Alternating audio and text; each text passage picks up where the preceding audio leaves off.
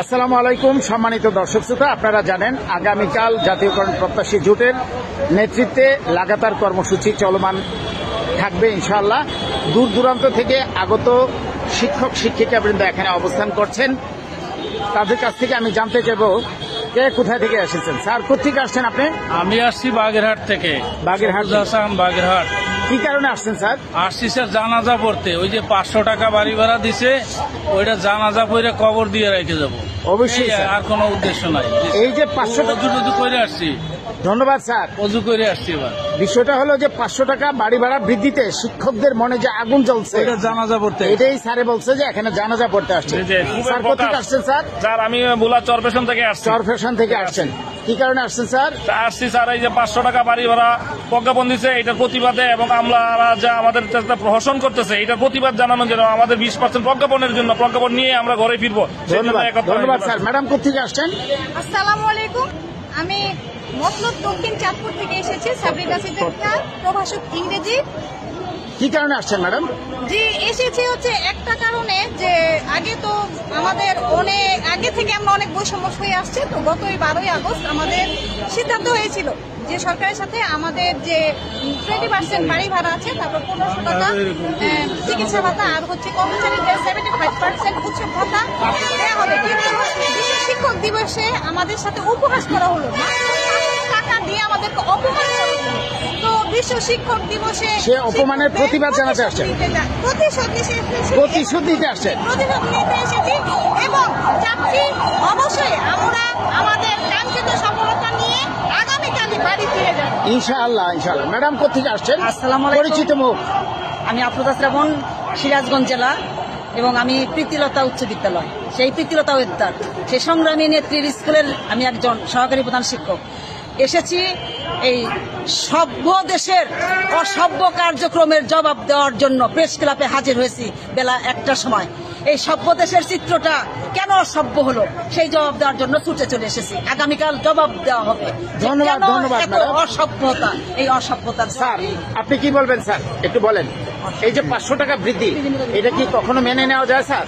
না, এটা ন্যায়সঙ্গত না। শিক্ষকদের যে বেতন, জাতীয় স্কেলে বেতন পাচ্ছে 2015 সাল থেকে, সেইটার সাথে বাড়ি ভাড়া এবং এটার সাথে আরও যে অন্যান্য সুযোগ সুবিধাগুলো আছে সেগুলো সহ এটা সংবিধান মোতাবেকই এটা বৃদ্ধি করা উচিত।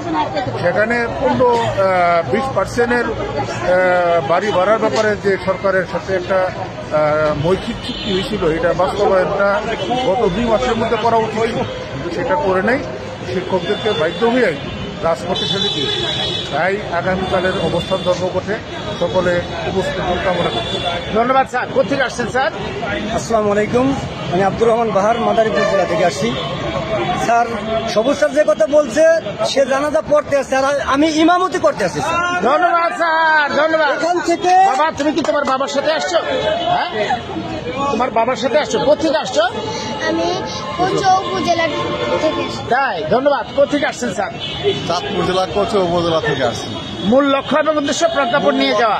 উদ্দেশ্য প্রেস ক্লাব থেকে আমরা 20% বাড়ি ভাড়ায় প্রজ্ঞাপন নিয়েই আমরা ইনশাল্লাহ এখান থেকে আমরা ধন্যবাদ স্যার। প্রজ্ঞাপন ছাড়া আমরা এখান থেকে সরব না। ধন্যবাদ স্যার। কোথেকে আসছেন স্যার? আমি পিরিজপুর জেলা থেকে আসছি। জি। মূলত এখানে উদ্দেশ্য আসার 20% বাড়ি ভাড়া বৃদ্ধি এবং 1500 টাকা মেডিকেল ভাতা বৃদ্ধি প্রজ্ঞাপন বৃদ্ধি করে এখান থেকে আমরা যাব। ধন্যবাদ স্যার। আপনি কোথেকে আসছেন স্যার? আমি গাইবান্ধা সদর সাহেবুল্লাহ সরকার উচ্চ বিদ্যালয় থেকে এসেছি।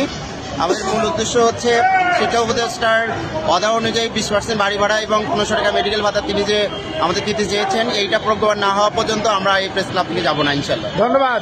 আমাদের পরিচিত মুখ রবিউল স্যার।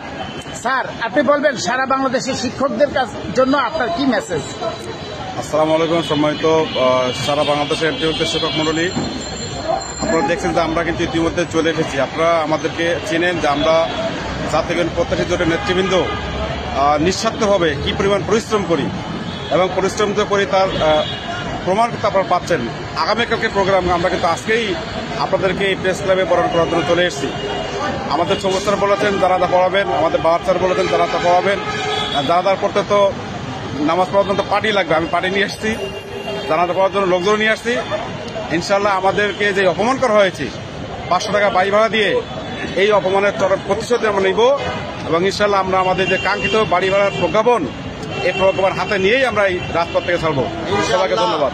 ধন্যবাদ স্যার। আপনি কোথেকে আসছেন স্যার? আসসালামু আলাইকুম, আমি শেখ দিলওয়ার সুনামগঞ্জের।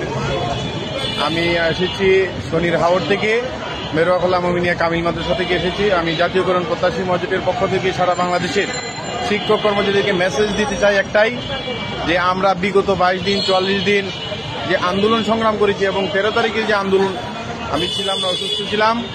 তো আমার একটাই মেসেজ, এখানে সবুজ স্যার বলেছেন জানাজা পড়ার জন্য, রবিউল স্যার বলছেন যে জানাজা দিতে তো আসলে লোকজনের প্রয়োজন, পার্টির প্রয়োজন, পার্টি ব্যবহার করছে, হ্যাঁ পার্টির প্রয়োজন। তো আমি একটা কথাই বলবো, আমরা আসলেই শিক্ষক কর্মচারীরা অসহায়। যে স্যার আপনার যে পেজটা, সেই পেজ থেকে লক্ষ্য করে আমি বলতেছি, আজকে আমাদের তৈরি যে সকল শিক্ষার্থীরা বাংলাদেশের বিভিন্ন মন্ত্রণালয়ে বসে সচিব হয়েছেন, উপদেষ্টা হয়েছেন, উনাদের যদি একটু বিবেক বিবেচনা থাকতো, আমাদের তৈরিকৃত যারা পুলিশ কনস্টেবল, যারা সৈনিক 9,000 টাকা স্কেলে যারা বেতন পায়, যাদের গ্রেড নাম্বার 17, তারাও বেতন পায় 25,000 30,000 টাকা, আর আমরা যে 16,000 টাকা, আর ওই যে 500 টাকা, আর হইল 1,000 টাকা। আমরা 20% ভাড়া এবং 1,500 টাকা চিকিৎসা ভাতার প্রজ্ঞাপন নিয়ে তারপরে আমরা শিক্ষক কর্মচারীরা স্ব প্রতিষ্ঠানে ফিরব। সেই জন্য আজকে আমরা জাতীয়করণ প্রত্যাশী মহাজোটের পক্ষ থেকে সবাইকে প্রস্তাবে এসে আমাদের দাবিটুকু আদায় করে নিয়ে যাওয়ার জন্য বিনীতভাবে অনুরোধ করছি। ধন্যবাদ স্যার। হাই স্যার, বলবেন সারা বাংলাদেশের শিক্ষক যারা দূর দূরান্ত থেকে ঢাকামুখী এখন, তাদের ব্যাপারে বলবেন। আসসালামু আলাইকুম।